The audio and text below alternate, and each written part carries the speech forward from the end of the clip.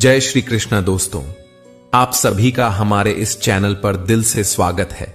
आज हम एक ऐसी कहानी सुनाने जा रहे हैं जो हमें यह समझने में मदद करेगी कि मानव जीवन वाकई एक वरदान है या कोई बोझ।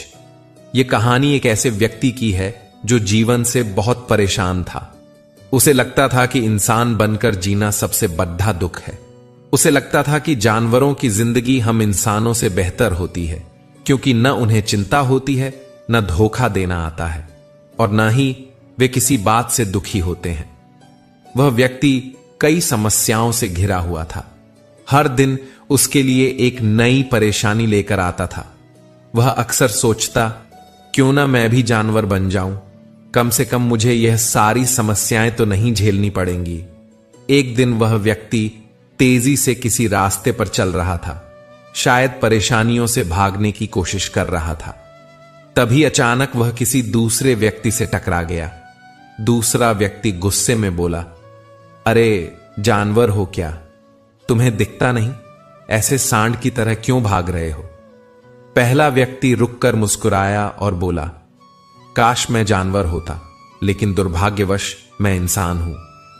यह सुनकर दूसरा व्यक्ति थोड़ा चौंका और फिर धीरे से बोला, लगता है तुम बहुत दुखी हो। कोई इंसान ऐसा जवाब तभी देता है जब वह अंदर से टूटा हुआ होता है। लेकिन क्या तुम्हें नहीं लगता कि इंसान का जन्म तो सौभाग्य की बात है? पहला व्यक्ति बोला, मित्र, आपने कभी किसी जानवर को आत्महत्या करते देखा है? किसी जानवर को किसी दूसरे को धोखा देते हुए देखा है? क्या आपने कभी किसी कुत्ते या बिल्ली को अपने भविष्य की चिंता में रात भर जागते हुए देखा है? जानवर न अतीत के बोझ में जीते हैं, न भविष्य की चिंता में। वे बस जीते हैं। वहीं हम इंसान हर पल किसी न किसी चिंता में उलझे रहते हैं। दूसरा व्यक्ति शांत हो गया। उसने थोड़ी देर चुप रहकर फिर कहा, तुम्हारे मन में बहुत बेचैनी है, लेकिन अगर तुम सच में शांति चाहते हो तो तुम्हें एक ऐसे व्यक्ति से मिलना चाहिए जो तुम्हारी समस्या समझ सके। एक महात्मा है जिनसे मिलकर कई लोगों की परेशानियां हल हुई हैं। शायद तुम्हारी भी मदद हो सके। पहला व्यक्ति बोला, महात्मा, साधु, पंडित, आर्षमुनि, मैं इन सब से मिल चुका हूं। किसी के पास मेरे सवालों के जवाब नहीं थे। दूसरा व्यक्ति मुस्कुराकर बोला, वो अलग है। वो क्या है ये मैं भी नहीं जानता, लेकिन इतना जरूर कह सकता हूं कि जो भी उनके पास गया खाली हाथ नहीं लौटा। पहले व्यक्ति ने कुछ सोचा, फिर बोला, ठीक है, मैं एक बार कोशिश कर लेता हूं। अगले ही दिन वह व्यक्ति महात्मा को ढूंढने निकल पड़ा। वह लगातार 3 दिन यात्रा करता रहा और आखिरकार एक सुंदर शांत जंगल में बने आश्रम में पहुंचा, जहां वह महात्मा रहते थे। जब वह वहां पहुंचा तो देखा कि महात्मा अपने शिष्यों को उपदेश दे रहे थे। महात्मा कह रहे थे, इस धरती पर हर जीवन कीमती है, लेकिन मानव जीवन सबसे अनमोल है। यह जीवन हमें मिला है सीखने के लिए, समझने के लिए, आत्मा को ऊपर उठाने के लिए। इसी मानव जीवन से हम भगवान तक पहुंच सकते हैं, और यही जीवन हमें पशु से भी नीचे गिरा सकता है। उनकी बात समाप्त होते ही शिष्य उठकर चले गए। तभी वह व्यक्ति महात्मा के पास गया, उनके चरणों में झुका और बोला, गुरुदेव, आप कहते हैं कि मानव जीवन अनमोल है, लेकिन मेरी तो यही समझ में नहीं आता कि इसमें अनमोल जैसा क्या है। हमारी पूरी जिंदगी चिंता, दुख, धोखे और तकलीफों से भरी है। आपने तो सब कुछ त्याग दिया है, इसलिए आपको जीवन आसान लगता होगा। लेकिन जो इंसान रोज इन तकलीफों से गुजरता है, उसके लिए यह जीवन श्राप के समान है। मुझे तो लगता है कि पशु का जीवन हमसे कहीं बेहतर है। महात्मा मुस्कुरा दिए। उन्होंने बड्ढे शांत स्वर में कहा, बेटा, तुम जीवन के संघर्षों से भाग रहे हो, यही तुम्हारा दुख है। जो व्यक्ति जीवन की कठिनाइयों से डरकर भागना चाहता है, वह कभी सच्चे सुख को नहीं पा सकता। जब हम संघर्षों से दूर भागते हैं, तब हमारा जीवन दूसरों के हाथ में चला जाता है, और जब कोई और हमारी जिंदगी को चलाता है, तो हम सिर्फ कठपुतली बन जाते हैं। महात्मा की यह बात सुनकर वह व्यक्ति चौंक गया। उसने पूछा, गुरुदेव, आपको कैसे पता चला कि मैं संघर्ष से भाग रहा हूं? महात्मा बोले, तुम्हारी आंखों और शब्दों में दर्द है, लेकिन वह दर्द समस्याओं का नहीं है, वह डर का है।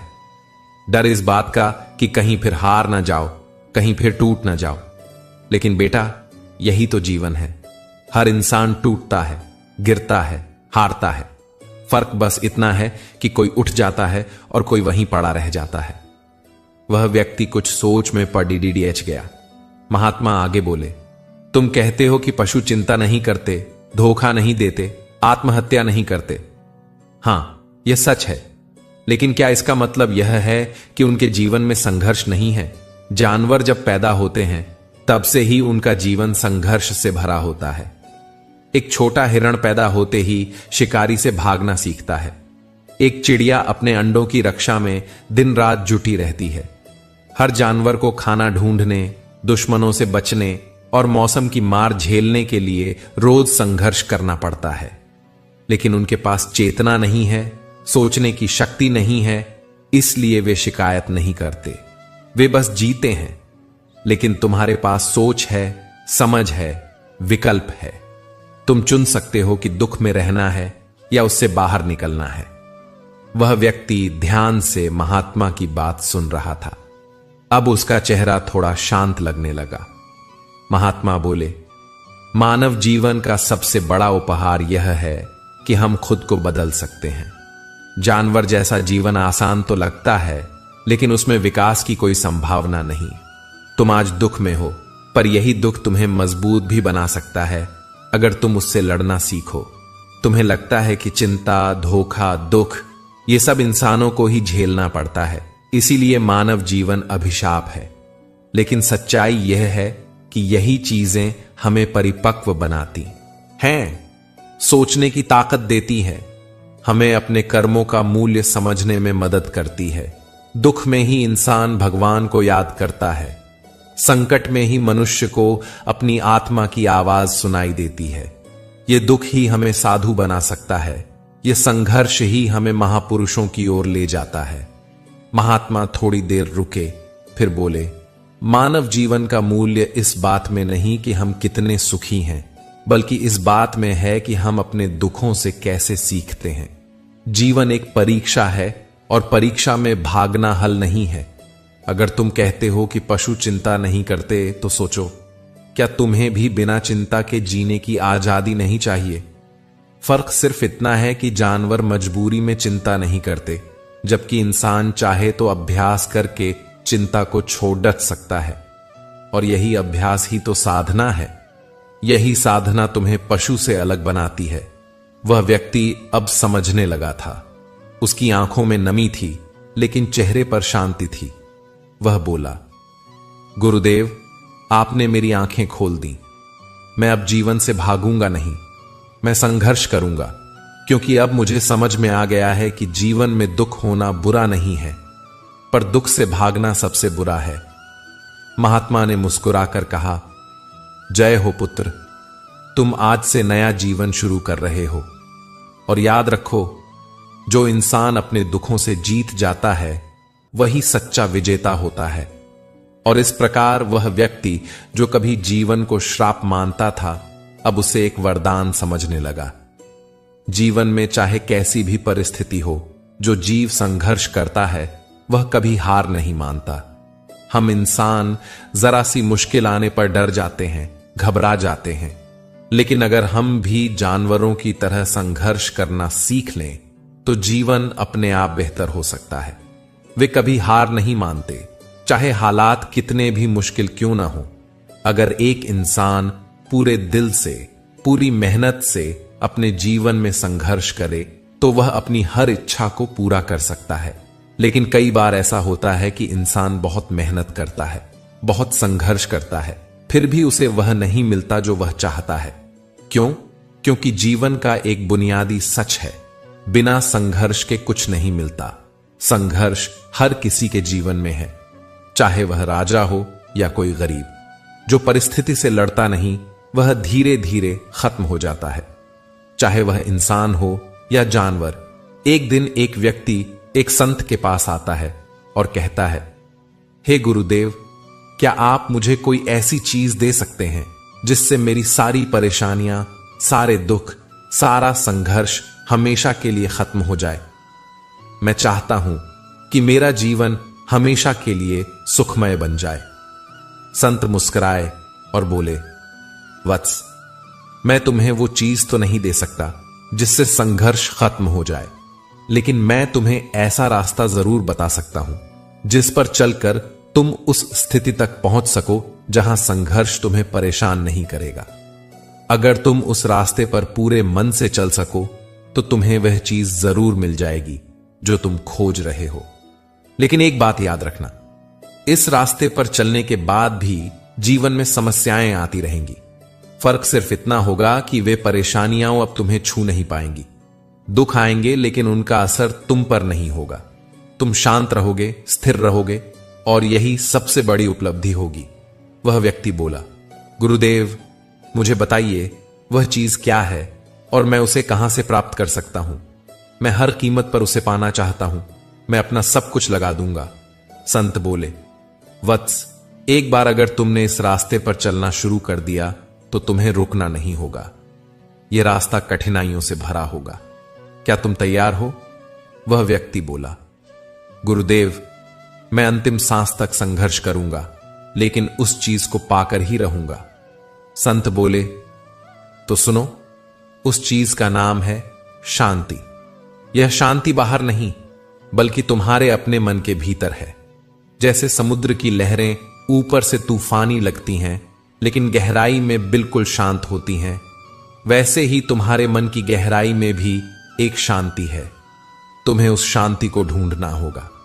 वह व्यक्ति बोला, गुरुदेव, मैंने सोचा था आप मुझे कोई चीज बताएंगे जिसे मैं ढूंढ लूं और मेरा जीवन सुखमय हो जाए, लेकिन आप तो कह रहे हैं कि मुझे अपने मन के भीतर जाना होगा।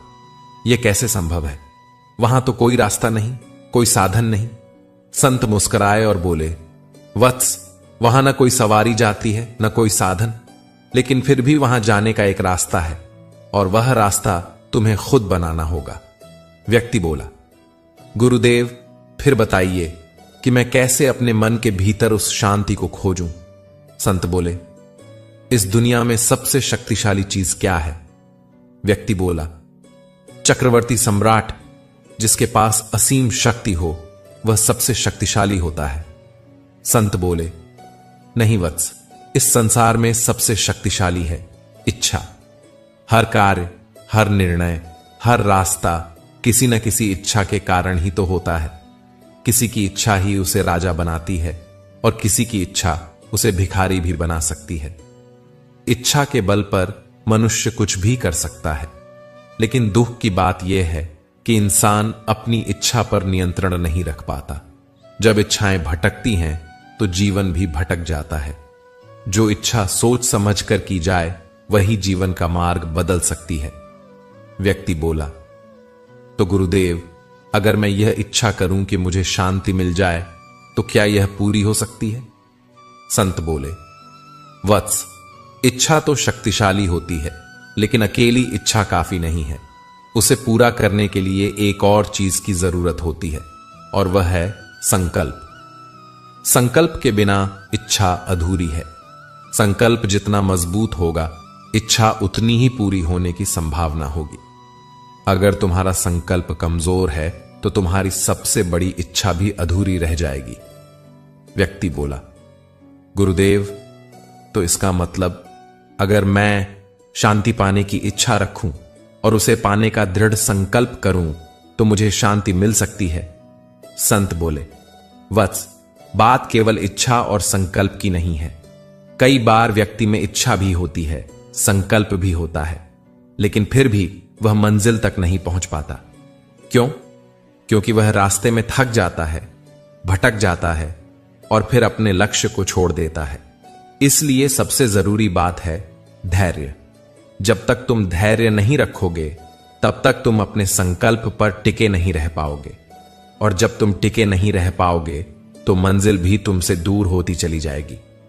वह व्यक्ति अब थोड़ा सोच में पड़ गया। वह बोला, गुरुदेव, इच्छा, संकल्प और धैर्य, क्या बस यही 3 चीजें चाहिए उस शांति तक पहुंचने के लिए? संत बोले, नहीं वत्स, एक और बात सबसे ज्यादा जरूरी है, वह है आत्मज्ञान।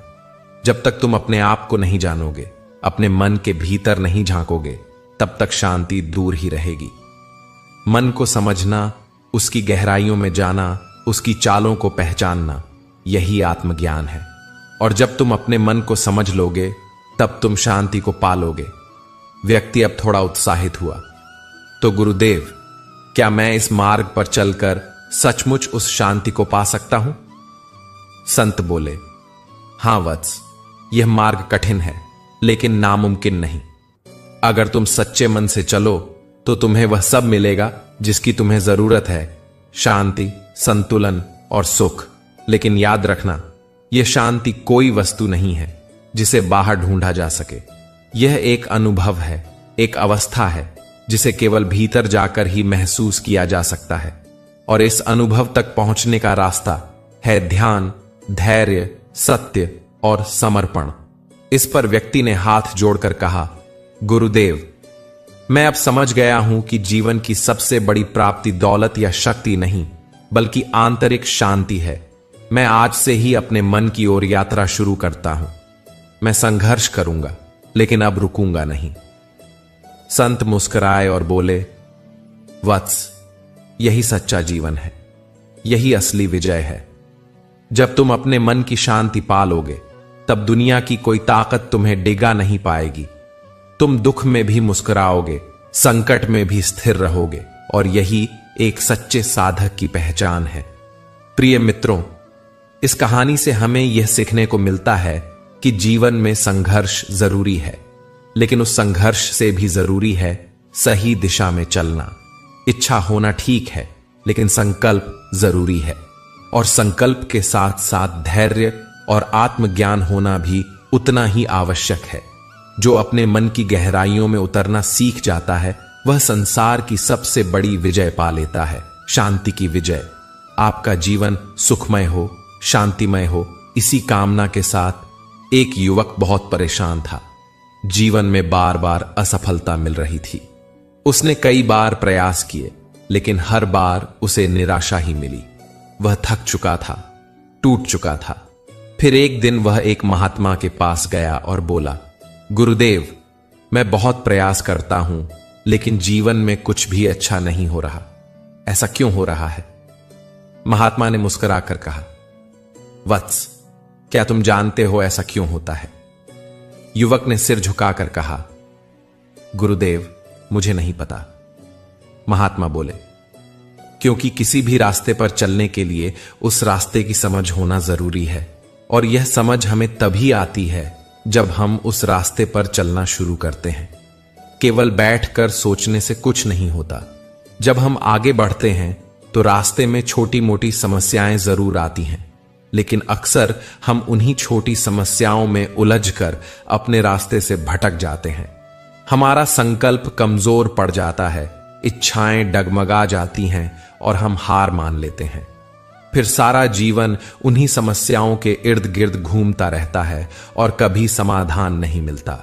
युवक बोला, गुरुदेव, मैं आपकी बातें समझने की कोशिश कर रहा हूं, लेकिन कुछ बातें अभी भी मेरी समझ से बाहर हैं। क्या आप मुझे किसी उदाहरण से समझा सकते हैं? महात्मा बोले, मान लो कि तुम्हें किसी गांव जाना है और वहां एक विशेष व्यक्ति से मिलना है।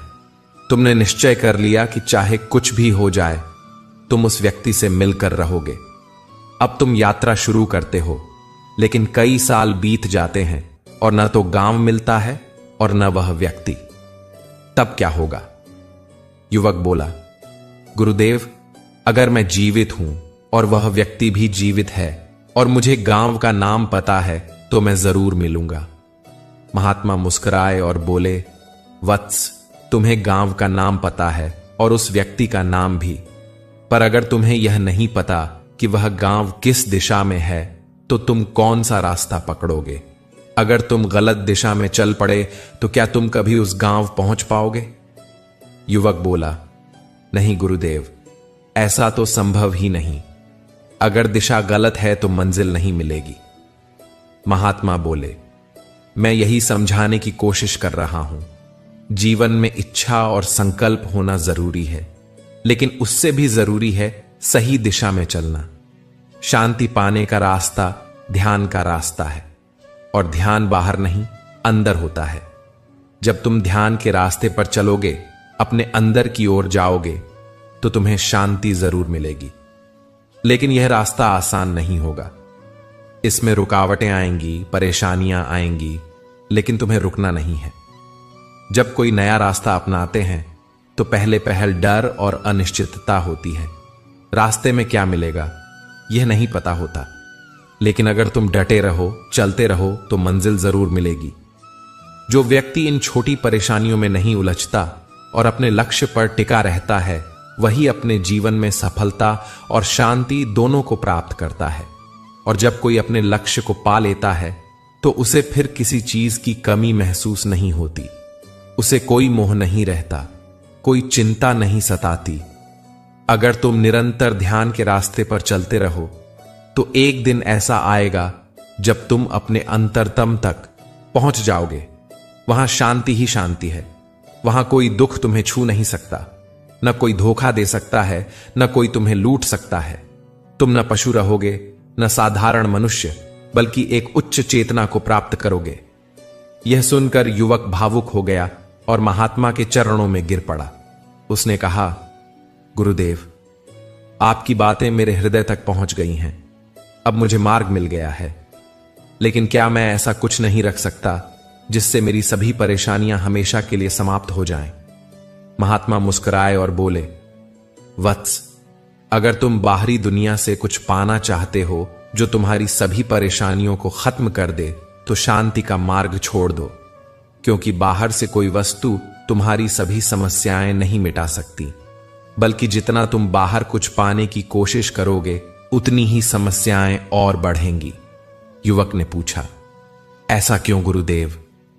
महात्मा ने उत्तर दिया, क्योंकि बाहर तो पहले से ही शांति है, लेकिन तुम्हें दिखती नहीं। असल में जो शांति तुम बाहर देख रहे हो वह बाहर नहीं, बल्कि तुम्हारे भीतर है।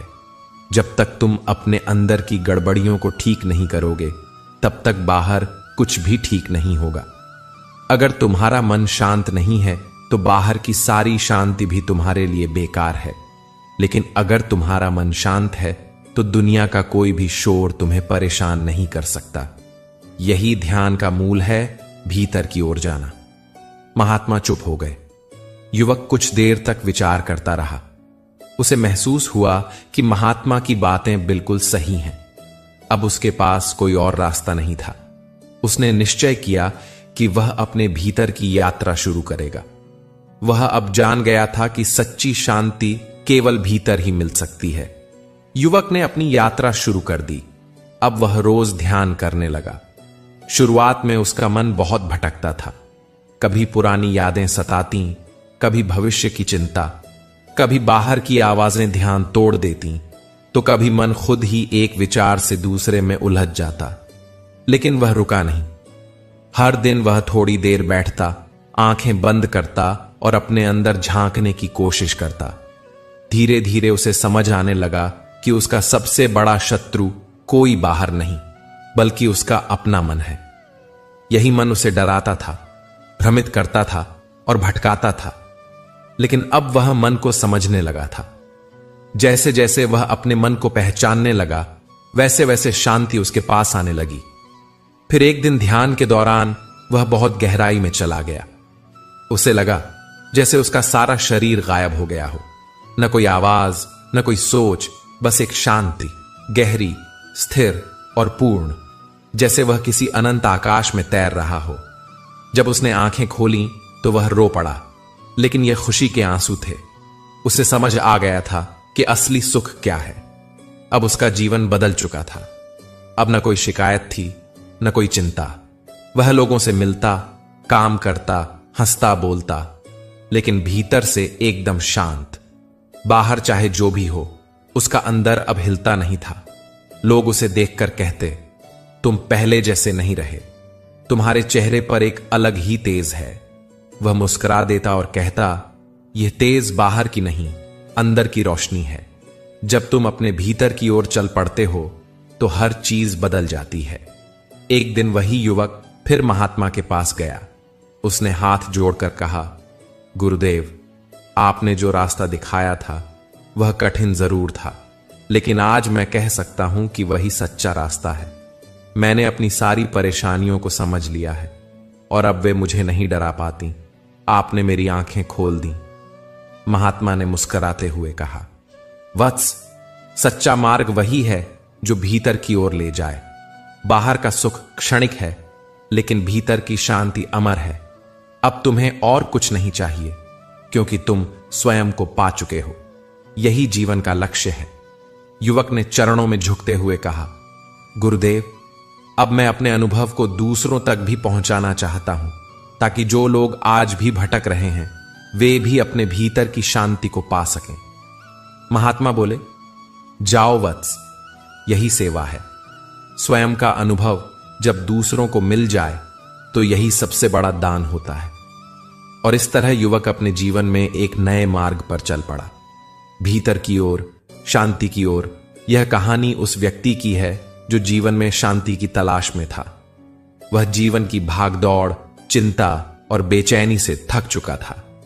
उसने यह तय कर लिया कि वह उस सच्ची शांति तक पहुंचकर ही रहेगा। इसी सोच ने उसे ध्यान और आत्मचिंतन के मार्ग पर चलने के लिए प्रेरित किया। धीरे धीरे उसने अपने जीवन को समझना शुरू किया। उसे यह भी महसूस हुआ कि मनुष्य का जीवन पशुओं से बुरा नहीं है, बल्कि उसे जैसा जीवन मिला है वही सबसे उपयुक्त है। फर्क बस सोच का है। अगर हम अपने जीवन को समझकर उसे स्वीकार करके उसे बेहतर बनाने की कोशिश करें तो जीवन में सुख, शांति और सच्ची संतुष्टि मिल सकती है। आज की दुनिया में चिंता बहुत बढ़ गई है। बच्चे, जवान, बूढ़े सब किसी न किसी चिंता से घिरे हुए हैं। सबका मन भागता रहता है। दिन रात सोचते रहना, आने वाले कल की चिंता करना, यही हमारी नींद छीन लेता है। असंख्य विचार हमारे मन में हर पल आते रहते हैं और हमें बेचैन किए रहते हैं।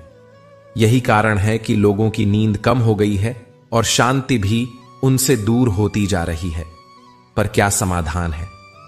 समाधान यही है कि हम वर्तमान में जिएं, हर पल को पूरी तरह से जिएं, हर सांस को महसूस करें। जो व्यक्ति जितना ज्यादा सोचता है उतना ही ज्यादा दुखी हो जाता है। इसलिए सबसे पहले इस आदत को बदलें कि बार बार पुराने या भविष्य के बारे में सोचना है। जीवन में जो हो रहा है उसे तटस्थ होकर बस देखें। समय के साथ सब कुछ बदलता है। हर परिस्थिति का समाधान भी समय के साथ आ जाता है। आपसे एक सवाल है, अगर कहीं अचानक आग लग जाए तो आप क्या करेंगे? शायद आप कहेंगे कि ऐसी आपात स्थिति के लिए पहले से तैयारी कर रखनी चाहिए। बिल्कुल सही। यही बात मन के लिए भी लागू होती है। अगर मुश्किल समय आने पर आप मन को शांत करना चाहते हैं तो ऐसा उसी समय नहीं हो पाएगा। जैसे आग लगने पर कुआं नहीं खोदा जा सकता, वैसे ही विपत्ति के समय शांति नहीं लाई जा सकती। शांति लानी है तो अभी से अभ्यास करो, अभी से ध्यान करो, अभी से मन को साधो। जब जीवन में सब कुछ सही चल रहा हो तभी मन को साधना चाहिए, क्योंकि वही समय है जब आप खुद को तैयार कर सकते हैं आने वाले कठिन समय के लिए। कई लोग मुश्किल समय में हाथ पर हाथ रखकर बैठ जाते हैं और सोचते हैं कि सब ठीक हो जाएगा, लेकिन सच्चाई यह है कि काम करने से ही समाधान निकलता है। जब आप व्यस्त रहते हैं तो बुरे विचार दूर रहते हैं। अगर काम अच्छा नहीं हुआ तो अनुभव मिलेगा, और अगर अच्छा हुआ तो सफलता भी मिल जाएगी। दोनों ही स्थिति में आप आगे बढ़ते हैं। जब परिस्थिति विपरीत हो तो लंबी गहरी सांस लेना शुरू करें। धीरे धीरे सांस लेना आपके मन को केंद्रित करता है। साथ आप थोड़ा थोड़ा पानी पीजिए, खुद को व्यस्त रखिए, मनपसंद काम कीजिए, पढ़िए, लिखिए, कुछ नया सीखिए। याद रखिए, खाली दिमाग शैतान का घर होता है। समय पर भरोसा रखें। आज तक कोई रात ऐसी नहीं आई जिसका सवेरा न हुआ हो। हर अंधेरा अंततः उजाले में बदल ही जाता है। जंगल में लगी सबसे बड़ी आग भी एक दिन शांत हो जाती है। मुश्किल समय हमें बहुत कुछ सिखाता है। वह आत्मचिंतन और आत्मविकास का सबसे अच्छा मौका होता है। जब जिंदगी रुक जाती है तो हमें खुद को देखने, समझने और बदलने का मौका मिलता है। जब दरवाजे खुलते हैं तो फिर दौड़ शुरू हो जाती है। इसलिए इस समय को व्यर्थ न जाने दें। सोचिए, क्या ऐसा हो सकता है कि ईश्वर ने सबसे कठिन भूमिका निभाने के लिए आपको चुना हो? क्योंकि उन्हें पता है कि आप उसमें सफल हो सकते हैं। प्रकृति की हर घटना के पीछे कोई उद्देश्य होता है। हर दर्द, हर कष्ट का कोई अर्थ होता है। हर किसी को अपने हिस्से का सुख और दुख स्वयं ही भोगना होता है। सुख में तो लोग आपके साथ खड़े हो जाते हैं, लेकिन दुख में बहुत बार आप अकेले पड़ जाते हैं। लेकिन सच्चाई यह है कि आप कभी अकेले नहीं होते। ईश्वर आपके साथ होते हैं, वह आपके आसपास होते हैं। बस जरूरत है उन्हें महसूस करने की। जब आप थोड़ी देर शांति से बैठते हैं, मन को शांत करते हैं और उन्हें याद करते हैं, तो वे जरूर आपकी मदद करते हैं। कई बार लोग कहते हैं कि शायद यह सब पिछले जन्मों के कर्म हैं, तभी तो इतना दुख मिला है। लेकिन यह सोच जरूरी नहीं कि सही हो सकता है कि आप इस समय विशेष कार्य के लिए चुने गए हों। प्रभु ने आपको एक कठिन पात्र इसलिए दिया है क्योंकि उन्हें आप पर विश्वास है। आप कमजोर नहीं हैं। आप उस सोने की तरह हैं जो अग्नि में तपकर और खरा बनता है। बहुत बार मन कहता है, अब नहीं होगा मुझसे, बहुत हुआ। लेकिन क्या कभी किसी ने कहा कि तुम यह सब सहन मत करो? नहीं ना। जीवन में संघर्ष जरूरी है, वही जीवन को मूल्य देता है। वरना तो हर कोई जीता है और एक दिन चला भी जाता है। आपको अपने विचारों पर नियंत्रण रखने की जरूरत नहीं है, बल्कि उन्हें अपने ऊपर नियंत्रण करने देना बंद करना है। मन को जितना शांत करेंगे उतना ही आप मजबूत बनेंगे। मन जब अशांत होता है तो सब कुछ धुंधला लगता है। जब शांत होता है तो सब कुछ साफ दिखता है। अपनी आंखें बंद कीजिए, कुछ देर शांति से बैठिए। आप देखेंगे आपके भीतर एक ऐसी भूमि है जो पूरी तरह शांत है और वह आपकी प्रतीक्षा कर रही है। हर बार समुद्र शांत हो ऐसा जरूरी नहीं। कई बार तो तूफान में ही यात्रा शुरू करनी होती है। लेकिन धैर्य का अर्थ यही है, तूफान के बीच भी शांत रहना। यह जानकर काम करना कि सब कुछ धीरे धीरे ठीक हो जाएगा। जब आप आंतरिक शांति को महसूस करते हैं, तब आप खुद को स्वीकार करते हैं, अपनी अच्छाइयों और कमियों दोनों के साथ। तब आप दुनिया को भी वैसे ही स्वीकार करना शुरू करते हैं जैसी वह है। चिंता और तनाव आप पर कम असर डालते हैं। सामने खड़े व्यक्ति की उम्र, बुद्धि या पद देखकर आप उसके मन की बात नहीं जान सकते। किसी के मन की गहराई में झांकने का रास्ता है प्यार और सहानुभूति। अगर आप सच्चे अर्थों में सकारात्मक बनना चाहते हैं तो अपना समय उन्हीं लोगों के साथ बिताइए जो सच्चे हैं, जिनमें प्रेम है, जिनकी संगत से आपके विचार ऊंचे होते हैं। समाप्त करते हुए, जीवन में जो कुछ हो रहा है वह किसी कारण से हो रहा है। कोई संयोग नहीं होता, सब कुछ ईश्वर की योजना का हिस्सा होता है। इसलिए आज के इस क्षण को पूरी तरह जिएं, मन को शांत रखें, खुद से जुड़े रहें और अपने ईश्वर पर विश्वास बनाए रखें। दोस्तों, यह जीवन बहुत सुंदर है, लेकिन इसे समझना और सही दिशा में जीना भी जरूरी है। हमारी खुशियां हमारे विचारों में और हमारे कर्मों में छुपी होती हैं। जो बातें आपको खुशी देती हैं या जिन लोगों से आप कुछ अच्छा सीखते हैं, उन्हीं के साथ समय बिताना चाहिए। कभी कभी हम जीवन की परेशानियों से हार मान लेते हैं, लेकिन याद रखिए, एक हारा हुआ खेल फिर से खेला जा सकता है। लेकिन अगर मन से हार गए तो जीत पाना मुश्किल हो जाता है। असली सफलता हमारे मन की स्थिति पर निर्भर करती है। अगर हमने अपने मन को जीत के लिए तैयार कर लिया तो कोई भी हमें हरा नहीं सकता। हमेशा याद रखिए, आप अकेले नहीं हैं। जब आप कठिन परिस्थितियों से गुजरते हैं तो कुछ लोग आपके साथ होते हैं और कुछ लोग बस आपको देख रहे होते हैं आप कैसे सामना कर रहे हैं। ऐसे में सबसे जरूरी है कि आप खुद पर नियंत्रण रखें, और सभी के साथ अच्छे रिश्ते बनाकर रखें। अगर आपका मन शांत है तो दुनिया की कोई भी मुश्किल आपको नहीं रोक सकती। जीवन में दुख दर्द अक्सर हमारे अपने ही कर्मों का फल होते हैं, कोई और हमारे दुख का कारण नहीं होता। आज हर इंसान सुखी रहना चाहता है, लेकिन क्या हम वैसे कर्म कर रहे हैं जिससे सुख मिले? नहीं। इसीलिए परिणाम भी वैसे ही मिलते हैं। जैसा हम बोते हैं वैसा ही काटते हैं।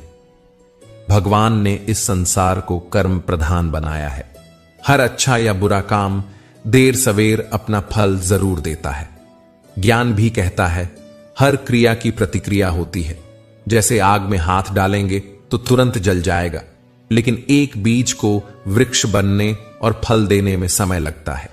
ठीक वैसे ही हमारे शुभ कर्मों का फल जरूर मिलता है, बस हमें धैर्य रखना होता है। हमारा आज का जीवन हमारे पिछले कर्मों का नतीजा है, जिसे प्रारब्ध कहा जाता है। लेकिन प्रारब्ध के बाद सबसे जरूरी है पुरुषार्थ यानी मेहनत। हम जो भी बनना चाहते हैं उसमें हमारी मेहनत और लगन की बड़ी भूमिका होती है। भगवान हमें परिस्थितियां देते हैं, कभी अच्छी कभी बुरी, लेकिन उन परिस्थितियों से कैसे निपटना है यह हमें अपनी समझ और शक्ति से तय करना होता है। भगवान भी उसी की मदद करते हैं जो खुद अपनी मदद करने को तैयार हो। जो लोग मेहनत नहीं करते, सिर्फ बैठे रहते हैं, उनके लिए भगवान भी कुछ नहीं कर सकते। ईश्वर ने हर इंसान को असीम शक्ति, बुद्धि और पुरुषार्थ दिया है। जो इंसान इस शक्ति का सही इस्तेमाल करता है वह कुछ भी पा सकता है, लेकिन जो डरता है, जो अपनी इच्छाओं से कभी संतुष्ट नहीं होता, वही सबसे ज्यादा दुखी रहता है। हम मनुष्य अक्सर मैं और मेरा, तू और तेरा जैसे मोह में उलझे रहते हैं। यही मोह हमें गलत कामों की ओर ले जाता है। हम भविष्य के डर से अपना वर्तमान बिगाड़ लेते हैं और सुख की जगह दुख को चुन लेते हैं। हम नैतिक रास्ता छोड़कर वह रास्ता चुनते हैं जिसमें पैसा तो मिलता है, लेकिन शांति खो जाती है। लोभ, मोह और स्वार्थ से भरा जीवन कभी सुखी नहीं हो सकता। सच्चा सुख तो त्याग की राह पर चलकर ही मिलता है। सनातन धर्म भौतिक सुख को गलत नहीं मानता, लेकिन यह कहता है कि सुख का आधार धर्म होना चाहिए। जब हम धर्म का पालन करते हैं तभी हमारा मन छल कपट और ईर्ष्या से बचा रहता है। तभी हम मेहनत से कमाए हुए में संतोष करना सीखते हैं और उसी से असली सुख मिलता है। क्रोध, लोभ और मोह जैसे दुर्गुण हमेशा दुख ही देते हैं। इनसे जितना दूर रहेंगे उतना ही सुखी रहेंगे। त्याग और दूसरों की भलाई में सबसे बड़ा सुख छुपा होता है। कभी किसी अंधे को सड़क पार करा दीजिए, किसी प्यासे को पानी पिला दीजिए, किसी दुखी को मुस्कान दे दीजिए। यह सब बिना पैसे के होता है, लेकिन दिल को बहुत सुकून देता है। हमें विश्वास करना सीखना चाहिए, खुद पर भी और भगवान पर भी। यह पूरी सृष्टि ईश्वर की है और हम सब उसकी संतान हैं। इसलिए सभी प्राणियों में ईश्वर का वास मानिए। इंसान, जानवर, पक्षी, पेड़, सब में घृणा छोड़िए और प्रेम को अपनाइए। यही स्थायी सुख और शांति की राह है। घर परिवार में भी छोटे मोटे झगड़े हो जाते हैं, लेकिन जब हम अपने कर्तव्यों को भूलकर केवल अधिकारों की बात करने लगते हैं तब ये झगड़े बड़े बन जाते हैं।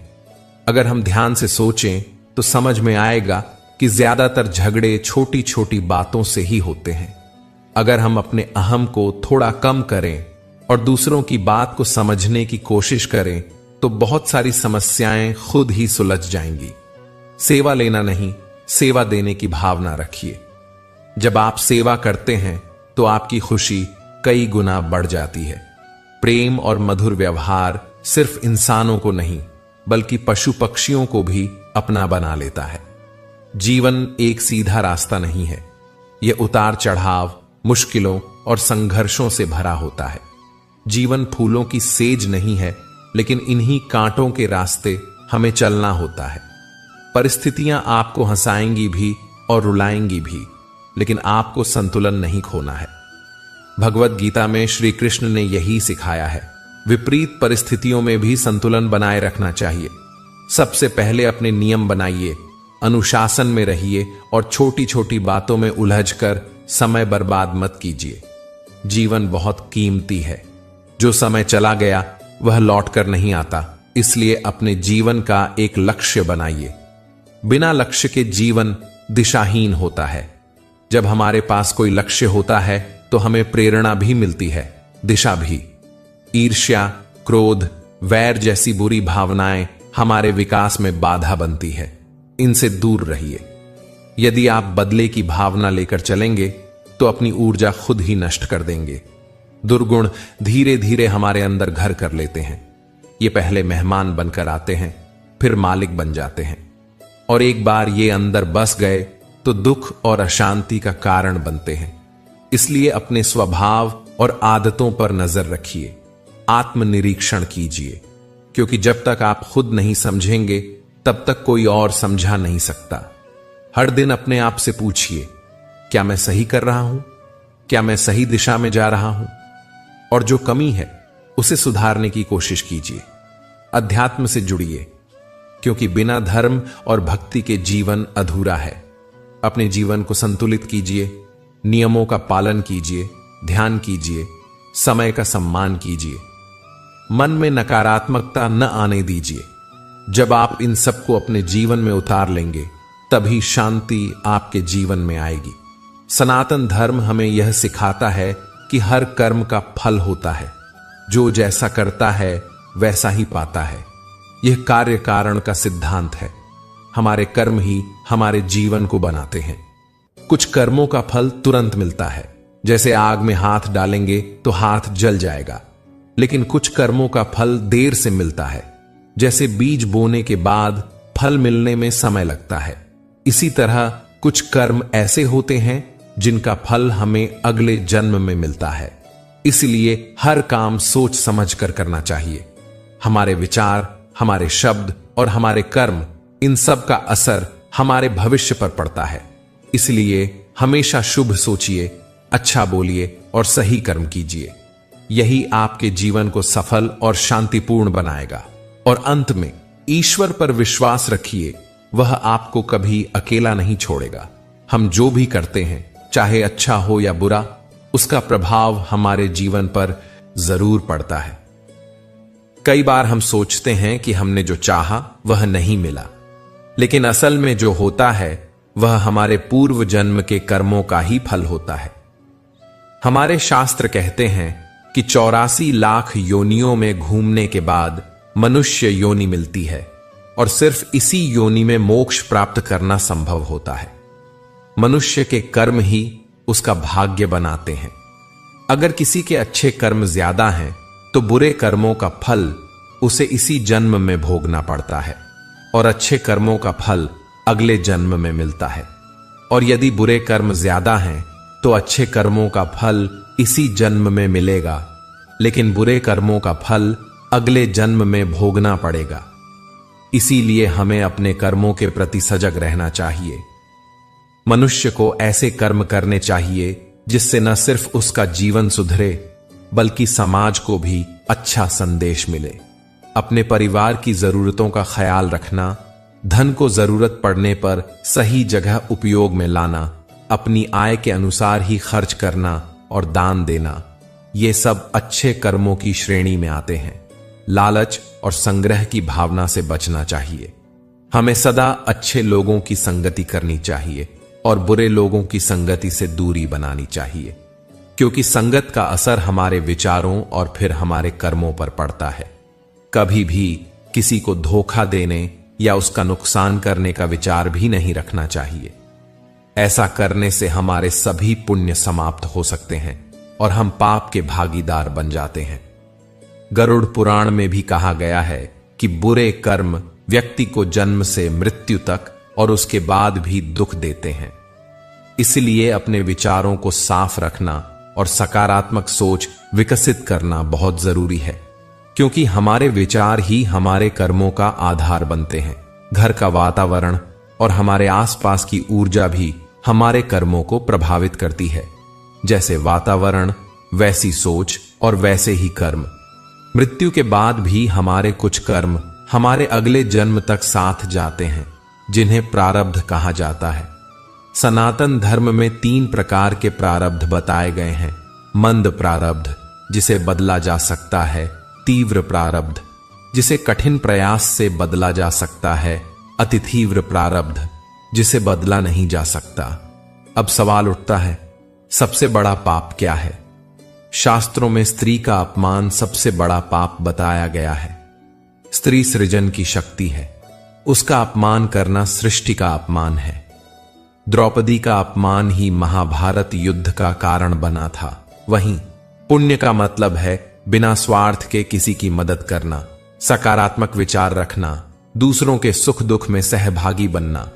जबकि पाप का मतलब है लोभ, लालच, अहंकार और द्वेष से प्रेरित होकर किए गए कर्म। धर्म और कर्म का गहरा रिश्ता है। धर्म के बिना कर्म अधूरा है और कर्म के बिना धर्म। इसलिए धर्म अनुसार पुण्य कर्म करना बहुत जरूरी है। दान को सबसे बड़ा कर्म माना गया है, लेकिन सबसे श्रेष्ठ कर्म वही होता है जो निष्काम भाव से किया गया हो, जिसमें कर्तापन का भाव न हो बल्कि सेवा भाव हो। गीता कहती है कि ईश्वर के लिए किया गया हर निष्काम कर्म हमें मोक्ष की ओर ले जाता है। ऐसा कर्म बंधन पैदा नहीं करता, बल्कि हमें परम सुख की प्राप्ति कराता है। जीवन में अतीत और भविष्य की चिंता करने से हम अपने वर्तमान का आनंद नहीं ले पाते। जो बीत गया वह सिर्फ यादों में है, और जो आने वाला है वह अभी हुआ नहीं है। इसलिए वर्तमान में जीना सीखो। अगर कोई आपके साथ गलत करता है तो उसका विरोध करना भी जरूरी है, क्योंकि गलत को सहना भी एक प्रकार का पाप है। जब अर्जुन युद्ध से पीछे हटने लगे तो श्री कृष्ण ने उन्हें समझाया कि अधर्म के खिलाफ खड़े होना ही उनका धर्म है। यह कलयुग है। यहां अगर आप अपनी रक्षा खुद नहीं करेंगे तो कोई और नहीं करेगा। इसलिए रिश्तों में भी समझदारी रखो। मोह से ऊपर उठकर प्रेम करो। मोह में अपेक्षा होती है, जबकि प्रेम सिर्फ देना जानता है। मोह हमें बांधता है, कमजोर बनाता है, लेकिन प्रेम हमें आजादी देता है और ताकत देता है। भगवत गीता हमें सिखाती है कि जो कुछ भी होता है वह अच्छे के लिए होता है। अच्छे कर्म मुश्किल समय में हमारी रक्षा करते हैं और बुरे कर्म हमें सिखाते हैं। श्री कृष्ण ने अर्जुन को यही सिखाया। अपने धर्म का पालन करो, अधर्म के खिलाफ खड़े रहो, भीड़ की नहीं, सत्य की राह पर चलो। अगर आप वही करते हो जो सब कर रहे हैं तो आप भीड़ में खो जाओगे, लेकिन अगर आप अपनी समझ से निर्णय लोगे तो आप भीड़ में अलग पहचान बनाओगे।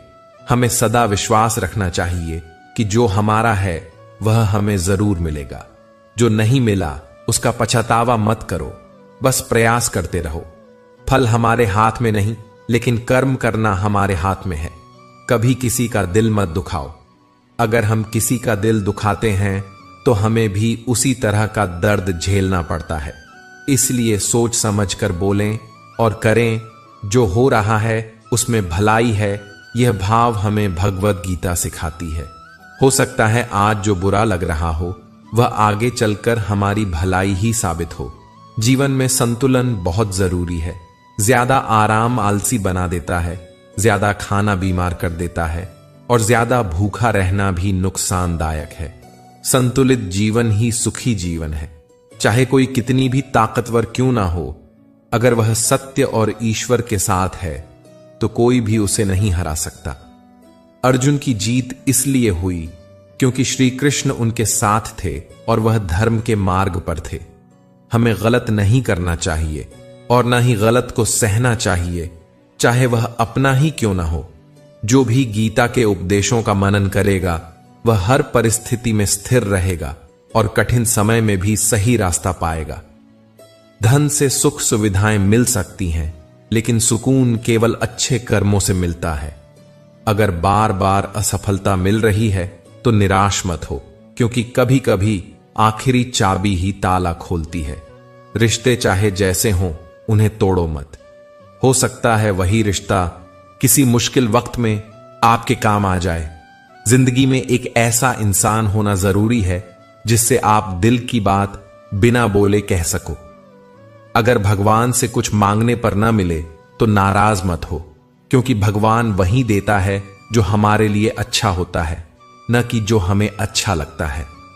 और याद रखना, जिनसे कोई उम्मीद नहीं होती वही अक्सर बुरे वक्त में साथ निभा जाते हैं। जय श्री राधे कृष्णा। अगर आपको यह प्रवचन पसंद आया हो तो कृपया वीडियो को लाइक करें, शेयर करें और चैनल को सब्सक्राइब जरूर करें। राधे राधे।